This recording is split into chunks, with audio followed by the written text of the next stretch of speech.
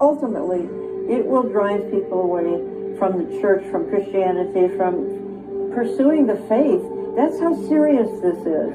You know, I'm sure that somebody that has not bought into the teachings of Jesus Christ, you know, scratch their head a little bit.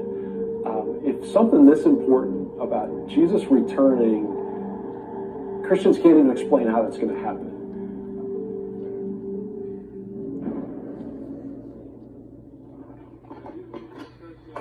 After all, if the validity of biblical prophecy can be confirmed by historical discoveries, then why can't most Christians get on the same page when it comes to the return of their Messiah?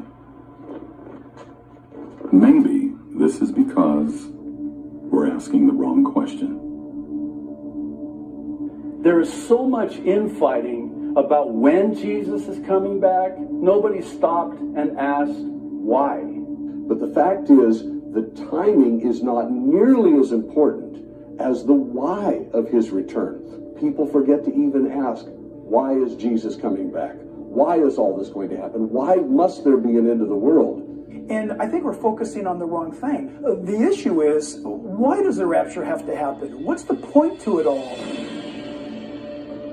So, what is the point? Are the events of the end times simply a sequence of ancient superstitions? Or do those that were with Christ understand something much greater that was buried by the sands of time?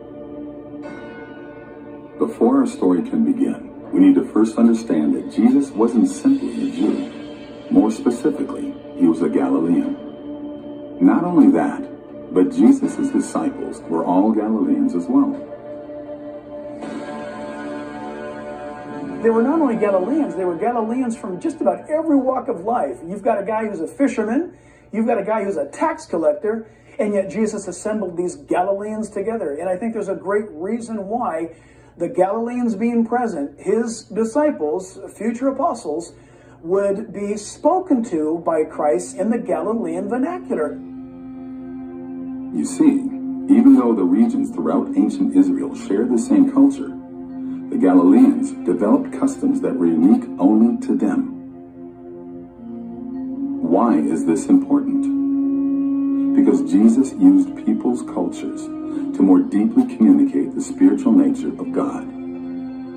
He used words and symbols and analogies and parables for them to understand. You see it on the Sermon on the Mount, speaking to them in ways that they can understand.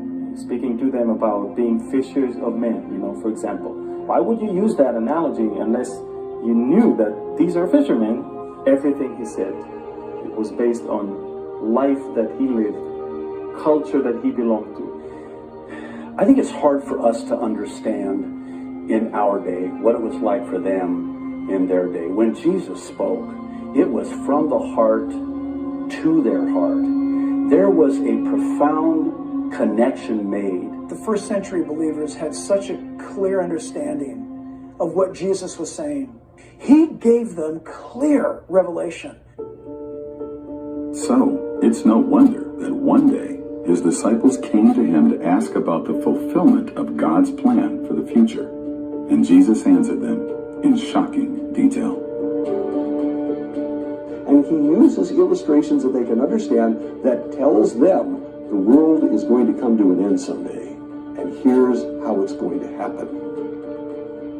So, to fully understand the depths of what Jesus could have revealed to the Galileans regarding how and why he would return in the last days, we must understand the unique culture to whom he was speaking.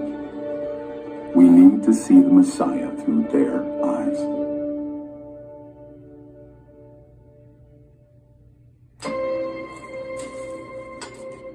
This sparked an ambitious research project, and fragments of new insight began to expose the forgotten ways of the ancient Galileans.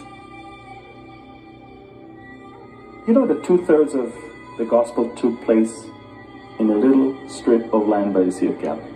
2/3 of the gospel. It actually makes no sense. You really think about it. Most of the Jews didn't live there, but yet 2/3 of the gospel took place right there. So you cannot ignore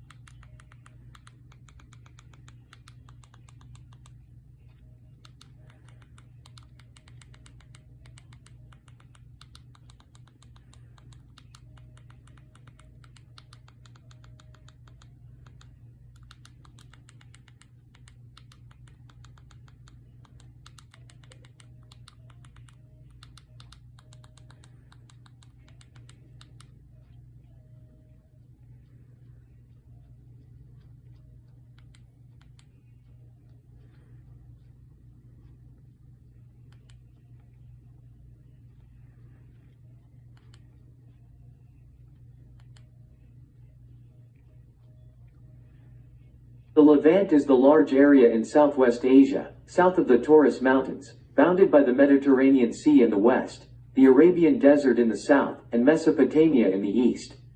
It stretches 400 miles north to south from the Taurus Mountains to the Sinai Desert, and 70 to 100 miles east to west between the sea and the Arabian Desert. The term is also sometimes used to refer to modern events or states in the region immediately bordering the eastern Mediterranean Sea: Cyprus, Israel, Jordan, Lebanon, Palestine, Syria, and Hatay province of Turkey.